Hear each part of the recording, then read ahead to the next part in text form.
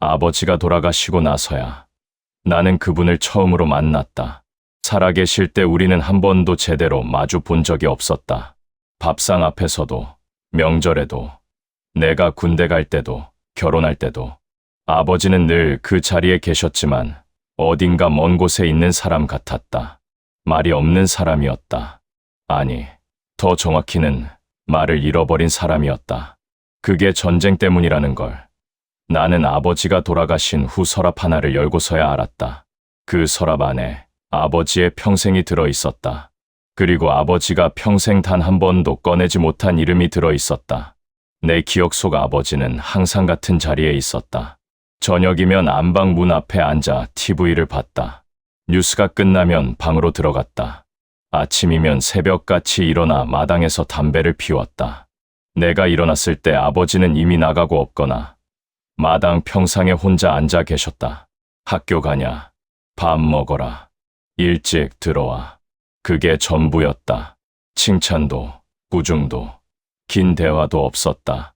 어머니가 우리 남매를 키웠고 아버지는 그 옆에서 돈을 벌었다. 아버지의 역할은 거기까지였다. 아니, 우리는 그게 전부인 줄 알았다. 나는 어릴 때 아버지가 무섭지 않았다. 무서운 것보다 더한 게 있었다. 낯설었다. 같은 집에서 20년을 살았는데 아버지가 낯선 사람 같았다. 어떤 것을 좋아하는지, 어떤 것이 슬픈지, 무슨 생각을 하는지 전혀 알 수 없었다. 아버지는 감정이 없는 사람처럼 보였다. 지금 생각하면 그게 틀렸다. 감정이 없는 게 아니었다. 감정을 드러내는 법을 잃어버린 것이었다. 아버지는 1930년생이었다. 한국전쟁이 터졌을 때 20살이었다. 징집됐고 전선을 넘었고 살아 돌아왔다. 그게 전부다. 아버지는 전쟁 이야기를 단 한 번도 한 적이 없었다. 내가 물어봐도 어머니가 넌지시 꺼내도 아버지는 그냥 담배만 피웠다. 어머니는 말했다. 전쟁 얘기는 꺼내지 마라. 아버지가 싫어하신다. 왜 싫어하는지는 몰랐다. 어머니도 자세히는 몰랐다. 다만 전쟁에서 돌아온 아버지는 그 전과 달랐다고. 어머니는 가끔 혼잣말처럼 말했다.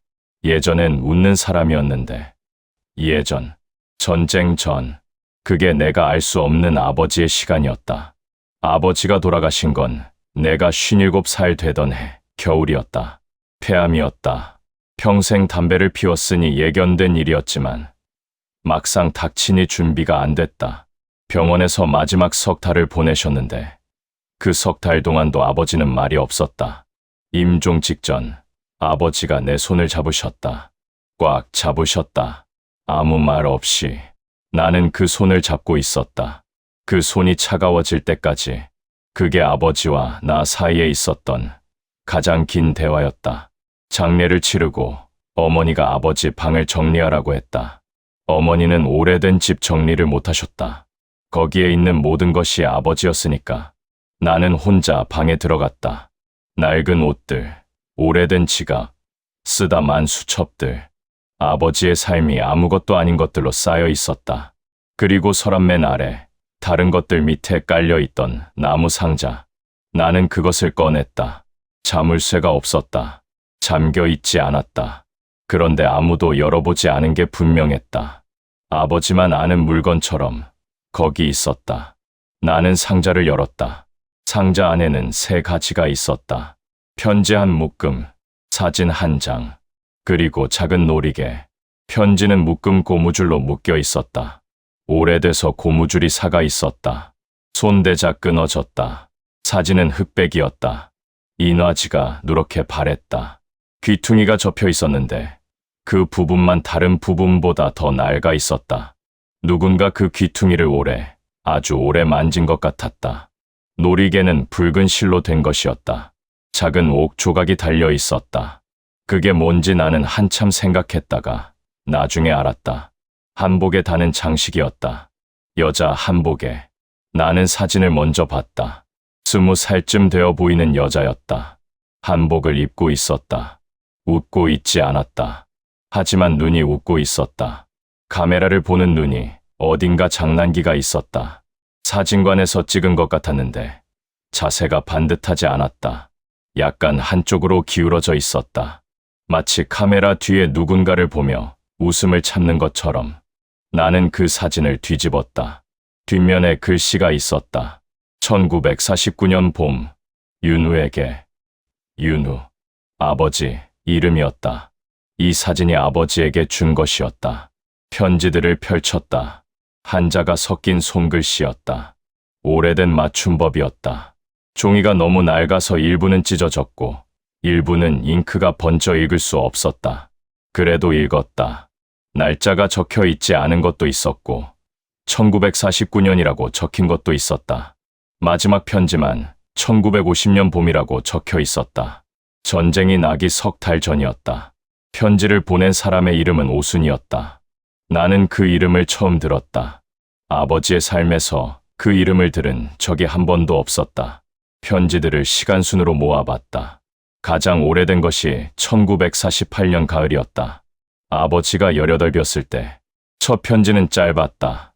윤우 씨, 오늘 장터에서 빌려주신 우산 잘 돌아왔습니다. 고맙습니다. 다음에 저도 뭔가 드릴게요. 그게 시작이었다. 우산. 장터에서 빌려준 우산 하나가 시작이었다. 나는 그 문장을 읽으면서 아버지의 18살을 상상했다. 장터에서 비를 맞고 있는 여자아이에게 우산을 건네는 말이 없고 어색한 청년. 내가 아는 아버지는 그런 사람이 아니었다. 하지만 그 편지들 속의 아버지는 달랐다. 편지들을 읽으면서 나는 두 사람의 이야기를 천천히 맞춰갔다. 오순이는 같은 동네 사람이었다. 아버지보다 한 살 아래였다. 서당에서 공부한 여자였는데 그 시절의 여자가 그를 아는 건 드문 일이었다. 아버지도 한자를 알았다. 두 사람은 그것으로 통했던 것 같았다. 편지는 처음에 점잖았다. 날씨 이야기, 마을 이야기, 읽은 책 이야기. 그런데 달이 가면서 달라졌다. 더 길어졌다. 더 솔직해졌다. 오순이의 글씨가 빨라졌다. 편지를 쓰면서 흥분한 것처럼 글씨가 기울어졌다. 윤우 씨, 오늘 읽은 책에 이런 구절이 있었어요. 사람이 사람을 그리워하는 건 영원히 닮아서래요. 저는 이 말이 맞는 것 같아요. 닮지 않으면 그리워할 수 없잖아요. 아버지가 그 편지를 받았을 때 얼마나 오래 읽었을까? 나는 그것을 생각했다. 1949년 봄, 사진이 왔다. 사진관에서 찍어 보낸 것이었다. 그 시절에 사진을 찍는다는 건 대단한 일이었다. 돈도 들었고 용기도 필요했다. 오순이는 사진 뒤에 썼다. 윤우에게 보고 싶을 때 보세요. 보고 싶을 때 보세요. 나는 사진 귀퉁이의 낡은 흔적을 다시 봤다. 아버지는 평생 그 귀퉁이를 잡았을 것이다. 보고 싶을 때마다. 1949년의 편지들은 달랐다. 조심스럽지 않았다. 두 사람이 이미 서로를 알았다. 직접 만났다는 이야기도 나왔다. 지난 장날에 잠깐 봤는데 왜 그렇게 빨리 가셨어요? 저는 더 있을 수 있었는데 어머니가 눈치채실 것 같아서요. 미안합니다. 미안하면 다음엔 더 오래 있으면 되죠. 오순이는 대담했다. 그 시절 여자로서는 대담한 편이었다. 직접적으로 원하는 걸 말했다. 아버지는 어땠을까? 아버지의 답장은 없었다.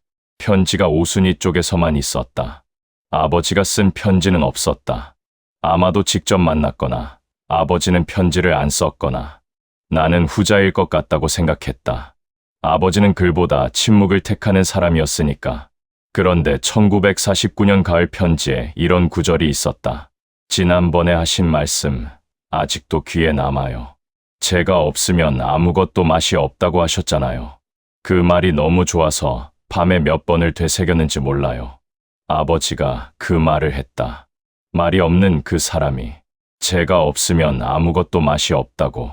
나는 그 문장을 읽고 한참을 앉아 있었다. 내가 아는 아버지는 그런 말을 할 사람이 아니었다.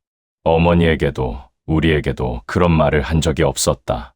아버지의 언어는 항상 짧고 기능적이고 감정이 없었다. 그런데 20살의 아버지는 달랐다. 그 남자는 말을 할 줄 알았다. 감정이 있었다. 그 감정이 어디로 갔는지 나는 알 것 같았다. 1950년 봄의 마지막 편지. 윤우 씨, 이상한 소문이 돌아요. 북쪽이 이상하다고. 제 오빠가 걱정이 많아요. 윤우 씨는 괜찮아요. 저는 요즘 잠이 잘 안 와요. 무슨 일이 있으면 꼭 연락 주세요. 저는 여기 있을 거예요. 윤우 씨 기다릴 거예요. 그게 마지막이었다. 1950년 봄, 그해 6월에 전쟁이 났다. 아버지는 그해 여름에 징집됐다. 나는 이후의 이야기를 알 수 없었다. 편지가 없었다. 전쟁 중에 기록이 없었다. 아버지는 살아 돌아왔고 오순이는 없었다. 그게 전부였다. 아버지가 살아있는 동안 나는 한 번도 그 이름을 들은 적이 없었다. 어머니도 몰랐을 것이다. 아버지는 그 이름을 완전히 봉인했다. 상자 안에, 서랍 맨 아래. 평생. 나는 어머니에게 갔다. 어머니는 80이 넘었지만 정신이 또렷했다. 나는 상자를 가져가지 않았다. 그냥 물었다. 어머니, 아버지 전쟁 나기 전에 고향에서 좋아하는 사람 얘기 들은 적 있어요? 어머니가 나를 봤다.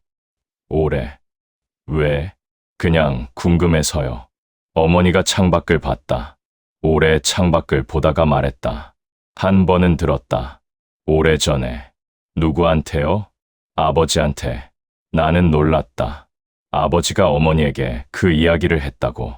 뭐라고 하셨어요? 어머니가 창밖을 보면서 대답했다. 전쟁 나기 전에 좋아하는 사람이 있었다고. 전쟁 나고 나서 연락이 끊겼다고. 살았는지 죽었는지 모른다고. 그게 전부예요? 응. 나한테 왜 그 말을 했는지 모르겠어. 결혼하고 한참 지나서 어느 날 갑자기 술도 안 마셨는데 아버지가요? 응. 그 사람한테 미안하다고 했어. 미안하다고요? 기다리라고 했는데 못 돌아갔다고. 살아서 돌아왔는데 돌아갈 수가 없었다고. 어머니가 그 말을 하면서 눈물을 닦지 않았다. 나도 서운하지 않았어. 그 말을 들을 때. 왜냐면 아버지 눈을 보니까 그 사람이 얼마나 죽었는지 보였으니까. 죽었다는 게 몸이 아니었다. 마음이. 나는 혼자 아버지 방으로 돌아왔다. 상자를 다시 열었다. 편지들을 다시 읽었다. 이번엔 다르게 읽혔다. 처음엔 그냥 옛날 이야기처럼 읽었다. 두 번째로 읽으니 거기 사람이 있었다. 아버지가 20살에 좋아하는 여자에게 우산을 건네던, 아무것도 맛이 없다고 말할 줄 알았던 그 청년이. 나는 생각했다. 아버지는 왜 살아서 돌아가지 못했을까? 단순하게는 전쟁이 끝난 뒤 그 동네가 북쪽이 됐을 수도 있었다. 38선이 그어지면서 고향이 갈라진 사람들이 수백만이었다. 아버지의 고향이 어딘지 나는 정확히 몰랐다. 함경도라고 들은 것 같기도 했다. 그렇다면 오순이는 그쪽에 남았겠지. 아버지가 돌아갈 수 없는 곳에. 나는 아버지의 고향 이야기를 처음으로 찾기 시작했다. 어머니에게 물었다. 어머니도 자세히는 몰랐다. 함흥 근처 작은 마을이라고 했다. 아버지가 거의 이야기를 안 했다고. 아버지의 오래된 서류를 뒤졌다. 피난민 등록 서류 같은 것이 있었다. 거기에 출생지가 적혀 있었다. 함경남도, 흥남. 나는 그 이름을 보고 가슴이 내려앉았다. 흥남철수. 1950년 12월. 흥남철수는 한국전쟁의 가장 큰 비극 중 하나였다. 중공군이 밀려내려오면서 흥남항에 수만 명의 민간인이 몰렸다. 미군 함정이 군인들을 태우고 떠나려는데 그 배에 민간인들이 몰려들었다. 배가 이미 가득 찼는데 누군가의 결정으로 민간인을 태웠다. 군수물자를 버리고 사람을 태웠다. 그 배에 탄 사람들은 살았다. 타지 못한 사람들은 북쪽에 남았다. 아버지는 어느 쪽이었을까? 어머니에게 다시 물었다. 아버지가 흥남에서 나왔다는 얘기 들었어요? 어머니가 눈을 감았다. 들었어.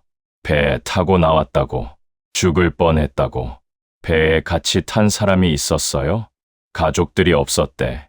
피난 가다 다 흩어졌다고. 아버지만 혼자 탔다고. 혼자. 아버지만 혼자 탔다. 오순이는 어땠을까? 같이 있었다면 같이 탔을까? 아니면 흩어졌을까? 아니면 처음부터 떨어져 있었을까? 나는 그것을 알 수 없었다. 아버지도 몰랐을 것이다. 그게 더 잔인한 것이었다. 어떻게 됐는지 알 수 없다는 것. 살았는지 죽었는지조차. 상자 안에 놀이개. 나는 그것을 다시 꺼냈다. 붉은 실에 매달린 작은 옥조각, 한복 저고리에 다는 장식, 편지 어디에도 놀이개 이야기는 없었다. 하지만 이게 누구의 것인지는 분명했다. 오순이의 것이었다. 그 여자가 아버지에게 준 것이었다. 아버지는 이것을 70년 동안 서랍 안에 두었다. 나는 그 놀이개를 손에 올려놓았다. 가벼웠다. 아주 가벼웠다. 이 작은 것 하나를 아버지는 평생 버리지 못했다. 전쟁을 넘고, 피난을 넘고, 결혼을 하고, 아이를 낳고, 수십 년을 살면서도 버리지 못했다. 아니, 버리지 않은 것이었다. 나는 어머니한테 놀이개를 가져갔다. 이게 뭔지 아세요? 어머니가 보더니 말했다. 처음 본다. 아버지, 서랍에서 나왔어요. 어머니가 놀이개를 가만히 보았다. 오래 보았다. 그렇구나. 그게 전부였다. 서운하냐고 물을 수 없었다. 어머니는 그냥 창밖을 봤다. 나는 어머니가 뭘 생각하는지 알 것 같았다. 아버지가 이것을 버리지 않았다는 것. 그 오랜 세월 동안. 그것이 서운하다는 게 아니라 그 여자가 불쌍하다는 걸 어머니는 생각하고 있었을 것이다. 아버지보다 더 비참한 쪽은 기다린 사람이었으니까. 나는 그 이후로 한동안 잠이 잘 안 왔다. 아버지가 돌아가셨는데 돌아가신 후에야 아버지를 알게 됐다는 게 이상한 슬픔을 만들었다. 왜 살아계실 때는 이 이야기가 없었을까? 물론 알았다. 이 이야기는 꺼낼 수 없는 것이었다. 남쪽에서 다시 살아야 하는 사람이 북쪽에 두고 온 사람을 그리워한다는 게 어떻게 드러낼 수 있었겠는가? 새로 만든 가정, 새로 낳은 아이들 앞에서 아버지가 침묵한 건 무감각해서가 아니었다. 너무 많이 느꼈기 때문이었다. 그게 밖으로 나오면 다 무너질 것 같아서 철저하게 막은 것이었다. 나는 그 상자를 들고 형에게 갔다. 형도 알아야 했다. 형이 편지들을 읽었다. 말이 없었다. 형이 사진을 봤다. 예쁘다. 형이 한 말이 그거였다. 나는 그게 맞는 말인지 몰랐다. 하지만 틀린 말도 아니었다. 그 사진 속 여자는 눈이 웃고 있었다. 그 눈이 아직도 선명했다. 형이 놀이개를 손에 들었다. 아버지가 이걸 버리지 않으셨구나. 응. 평생. 응. 형이 오래 있다가 말했다. 아버지가 이렇게 긴 사람인 줄 몰랐다. 긴 사람. 나는 그 말이 맞다고 생각했다. 아버지는 짧은 사람이 아니었다. 말이 짧았을 뿐이지. 마음은 아무도 모를 만큼 길고 깊은 사람이었다. 나는 아버지의 나머지 삶을 다시 생각했다. 전쟁 후 남쪽에 홀로 남은 22살.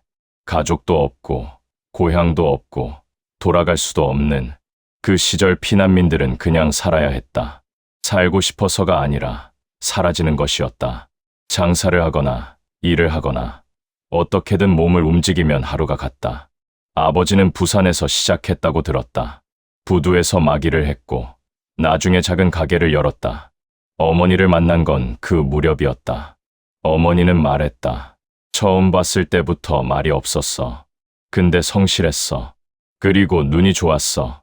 눈이 좋았다는 게 어머니의 표현이었다. 나는 이제 그게 무슨 말인지 알 것 같았다. 아버지의 눈 안에는 뭔가가 있었다. 말로 꺼내지 않은 것들이 다 눈에 있었다. 그게 어머니가 느낀 것이었다. 아버지는 우리에게 사랑한다는 말을 한 번도 하지 않았다. 하지만 지금 생각하면 새벽에 일어나 담배를 피우면서 우리가 자는 걸 기다린 것, 우리가 학교 갈 때 아무 말 없이 문을 열어준 것, 내가 군대 가던 날 역까지 따라왔다가 말없이 돌아선 것, 결혼식 날 아무 말도 하지 않고 내 어깨를 한번 두드린 것, 그게 아버지의 언어였다. 말을 잃어버린 사람의 언어, 사랑하는데 표현할 수 없는 사람의 방식. 나는 아버지가 오순이를 마지막으로 생각한 게 언제인지 궁금했다. 매일이었을까? 가끔이었을까? 아니면 어떤 특정한 날만이었을까? 봄비가 오는 날이었을까? 장터에 가는 날이었을까? 아니면 밤에 혼자 마당에서 담배를 피우는 그 시간이었을까? 나는 그 마당 평상을 떠올렸다. 아버지가 항상 거기 앉아 있었다. 혼자서 새벽 빛이 올 때까지 앉아 있을 때도 있었다. 나는 그때 아버지가 뭘 보는지 물어본 적이 없었다. 이제 알 것 같았다. 아버지는 북쪽을 보고 있었던 것이다. 거기 두고 온 것들을, 돌아갈 수 없는 곳을. 장례를 치르고 6개월이 지났을 때 나는 그 상자를 어떻게 할지 결정해야 했다. 형과 상의했다. 어떻게 할까? 모르겠다. 버려? 형이 한참 있다가 말했다. 아버지가 70년 동안 못 버린 걸 우리가 버려도 되는 건지 모르겠다. 나도 몰랐다. 그래서 버리지 않았다. 나는 그 상자를 내 집으로 가져왔다. 그리고 이산가족 찾기를 신청했다. 사실 오순이를 찾을 수 있다는 기대는 없었다. 오순이가 살아있다면 90이 넘었을 것이다. 살아있을 가능성이 희박했다. 북쪽이 고향이라면 더욱. 하지만 할 수 있는 건 해보고 싶었다. 아버지 대신, 아버지가 평생 하지 못한 것을, 그 결과를 기다리는 동안 나는 이상한 일이 생겼다는 걸 알았다. 아버지가 좀 보이기 시작한 것이다. 살아계실 때 보이지 않던 것들이. 마당 평상에서 뭘 보고 있었는지, 왜 말이 없었는지, 왜 전쟁 이야기를 못했는지, 왜 감정이 없는 사람처럼 살았는지 다 이해됐다. 아버지는 감정이 없는 게 아니었다. 감정을 살면 무너질 것 같아서 감정을 죽이고 산 것이었다. 그렇게 살아야 남은 사람들을 지킬 수 있었으니까. 어머니를, 우리를, 아버지가 돌아가시던 날 내 손을 꽉 잡으셨다. 아무 말 없이. 나는 그게 그냥 마지막 작별인 줄 알았다. 이제 다시 생각한다. 그게 아버지의 말이었다. 평생 못한 말 전부가 거기 담겨 있었다. 잘 살아라. 내가 있어서 다행이다. 나는 할 수 있는 만큼 했다. 미안하다. 그리고 어쩌면 나는 사랑했다. 너를, 너희들을, 이 삶을. 오순이를 잃고도, 다 잃고도, 그래도 살아서 여기까지 온 것. 그게 아버지의 사랑이었다. 나는 이제 57이다. 아버지가 전쟁을 겪었던 나이를 훌쩍 넘겼다. 내 아들은 올해 25이다. 나는 아들에게 말이 없는 편이다. 그게 무서웠다. 아버지처럼 되는 게. 그래서 요즘은 조금 더 말을 건다. 어색하다. 아직도 어색하다. 하지만 한다. 밥 먹었냐? 요즘 어떠냐? 힘들면 말해라. 아들이 가끔 이상하게 쳐다본다. 갑자기 왜 이러나? 하는 눈으로. 나는 그 눈을 보면서 아버지를 생각한다. 아버지도 말하고 싶었을 것이다. 그냥 방법을 몰랐던 것이다. 아니면 말을 시작하면 다른 것들도 다 쏟아질 것 같아서 입을 닫은 것이었다. 나는 그 대신 연습한다. 어색해도 짧아도 말을 한다. 아버지가 못한 것을. 이산가족 찾기에서는 결국 소식이 없었다. 오순이라는 이름으로 등록된 사람 중에 맞는 사람을 찾지 못했다. 살았는지 죽었는지, 행복했는지, 아버지를 기억했는지 알 수 없었다. 알 수 없는 채로 그냥 두는 수밖에 없었다. 그 상자는 지금 내 책상 서랍 안에 있다. 편지들, 사진, 놀이개. 나는 가끔 그것을 꺼낸다. 사진 속 눈이 웃는 여자를 본다. 아버지가 봤을 그 귀퉁이 부분을. 그리고 생각한다. 아버지는 좋은 사람이었다. 말이 없었을 뿐이지. 긴 사람이었다. 아무도 몰랐을 뿐이지. 어머니가 얼마 전 말했다. 아버지가 가끔 이상한 소리 했어. 꿈에서. 무슨 소리요? 이름 불렀어. 잠꼬대로.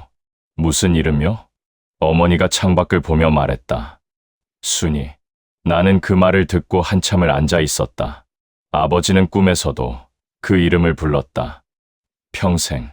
아무도 모르게. 잠든 사이에만. 어쩌면 그게 아버지의 진짜 삶이었을지도 모른다. 낮에는 무뚝뚝하게 살고 밤에는 그 이름을 부르고 그렇게 버틴 것이었을지도 모른다. 그 이름 덕분에, 순이 덕분에 살아서 여기까지 온 것이었을지도 모른다. 봄이 됐다. 마당에 나가 하늘을 봤다. 아버지가 담배를 피우던 평상이 아직 거기 있었다. 나는 거기 잠깐 앉았다. 북쪽을 봤다.